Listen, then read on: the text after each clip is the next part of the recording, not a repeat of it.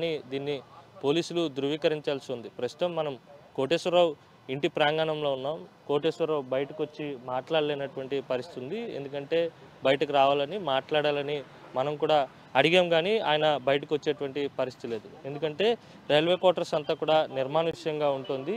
చాలా సుదీర్ఘంగా చాలా ఎక్కువ సువిశాలంగా ఉండేటువంటి ఈ ప్రాంతంలో తవ్వకాలు జరుగుతున్నప్పటికీ కూడా బయట ఉండేటువంటి వారికి ఎవరికి కూడా అనుమానం రాకుండా ఉండేందుకు చుట్టూ కూడా పరదాలు ఏర్పాటు చేసి పరదాల మాటున ఈ తవ్వకాలు అనేవి జరిగాయని చెప్పి ఖచ్చితంగా ఇక్కడ వాతావరణం చూస్తే మనకి స్పష్టంగా అర్థమవుతుంది. ఎందుకంటే రోడ్డుకి ఆనుకుని ఉన్నటువంటి కోటేశ్వరరావు రైల్వే క్వార్టర్స్లో ఆయన తమ్ముడు అలాగే ఆయనకున్నటువంటి కుటుంబ సభ్యులంతా కూడా ఒకే ఇంట్లో ఉమ్మడిగా ఉంటూ ఉండేవారని చెప్పి స్థానికంగా ఉన్నవారు చెప్తున్నారు. అయితే మనం విజువల్స్లో చూడొచ్చు, పూర్తిగా పరదాలు ఏర్పాటు చేసి ఈ పరదాల మాటున ఉన్నటువంటి ఈ ఇంటి ప్రాంగణంలోనే తవ్వకాలు జరిపారు. ఇక్కడ ఒక వేప చెట్టు ఉంది. ఆ వేప చెట్టు దగ్గర దాదాపుగా గుడి మాదిరి వాతావరణాన్ని క్రియేట్ చేశారు. ఒక అమ్మవారి తాలూకా చిత్రపటం పెట్టి ప్రతిరోజు పూజలు నిర్వహించి ఈ వేప చెట్టుకి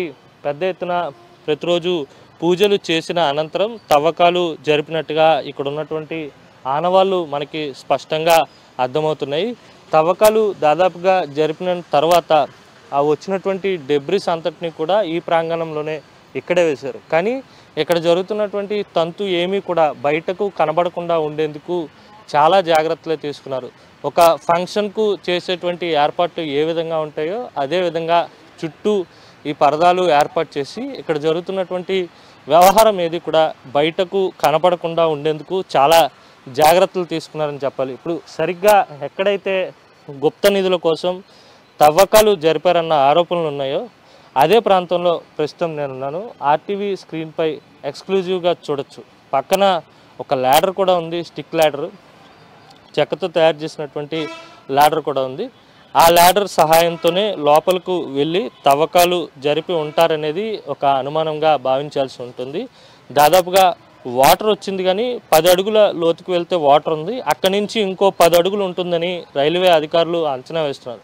ప్రైవేటు స్థలంలో తవ్వకాలు జరిపితే కనుక దానికి ఒక పరిధి ఉంటుంది, ఒక ఇది ఉంటుంది. కానీ రైల్వేకి సంబంధించినటువంటి క్వార్టర్స్లో ఇలాంటి తవ్వకాలు జరపడానికి ఎటువంటి అనుమతులు ఉండవు. పైగా అసలు తవ్వకాలు ఎందుకు జరిపారన్నది కూడా ఇంకా తేలాల్సి ఉంది. రైల్వే అధికారులు కావచ్చు, రైల్వే పోలీసులు దానిపై క్షుణ్ణంగా దర్యాప్తు చేస్తున్నారు. కానీ కోటేశ్వరరావు కుటుంబ సభ్యుల నుంచి ఎటువంటి స్పందన లేదు. కోటేశ్వరరావు తల్లిదండ్రులు కూడా ఇదే నివాసంలో ఉండేవారు. వారి తల్లిదండ్రులు చనిపోయిన అనంతరం వారికి కల్లోకి వచ్చి ఏవో రకరకాలైనటువంటి సలహాలు సూచనలు ఇచ్చారు. ఆ సూచనలు ఆ సలహాలు మేరకే ఈ తవ్వకాలు జరిపామని చెప్పి పోలీసులకు ఇప్పటికే కోటేశ్వరరావుకు సంబంధించినటువంటి కుటుంబ సభ్యులు, బంధువులు, అలాగే కోటేశ్వరరావుకు ఉన్నటువంటి 3 అన్నదమ్ములు కూడా ఇదే ఇంట్లో ఉంటారు. వారి పిల్లలకు కూడా పెళ్ళిళ్ళు కూడా అయిపోయి వారిని కూడా పంపించేశారు. కోటేశ్వరరావుకు సంబంధించినటువంటి 3 అన్నదమ్ములు, భార్యలు, అలాగే వారంతా కూడా ఇదే ఇంట్లో ఉంటారు. ఒకసారి మనం క్లియర్గా ఆర్టీవీ స్క్రీన్ పైన ఎక్స్క్లూజివ్గా చూడొచ్చు. ఈ కుంకుమను, పసుపుని చూడొచ్చు ఒకసారి విజువల్స్లో.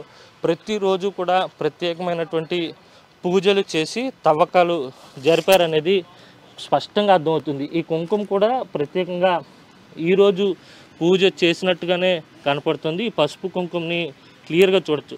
ప్రతిరోజు పూజలు చేసి తవ్వకాలు జరిపేవారు అనడానికి ఇదొక నిదర్శనం అనే చెప్పచ్చు.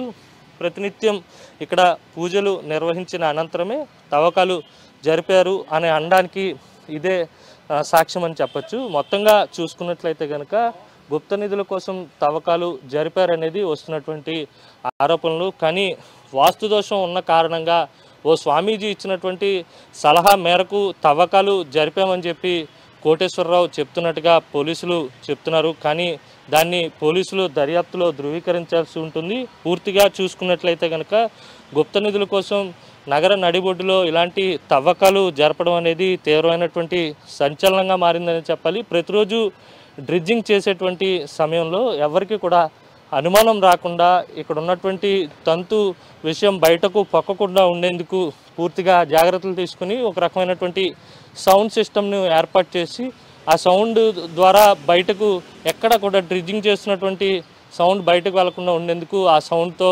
కవర్ చేసేవారని చుట్టుపక్కల ఉన్నటువంటి వ్యక్తులు చెప్తున్నారు. ఓవరాల్గా చూసుకున్నట్లయితే కనుక ఇప్పటికే రైల్వే పోలీసులతో పాటు స్థానికంగా ఉండేటువంటి సివిల్ పోలీసులు కూడా ఈ వ్యవహారంపై దర్యాప్తు చేస్తున్నటువంటి సిచ్యువేషన్ అయితే ఉంది. ఓవరాల్గా మనం చూసుకోవచ్చు, పూర్తిగా బయట ఎక్కడా కూడా ఈ విషయం కనపడకుండా ఉండేందుకు డేరాలను ఏర్పాటు చేసి తవ్వకాలు అనేవి జరిపారు. దీనిపై పూర్తి స్థాయి దర్యాప్తు అయితే కొనసాగుతుంది. మరిన్ని వివరాలు బయటకు వచ్చే అవకాశం అయితే స్పష్టంగా కనబడుతుంది. Video journalist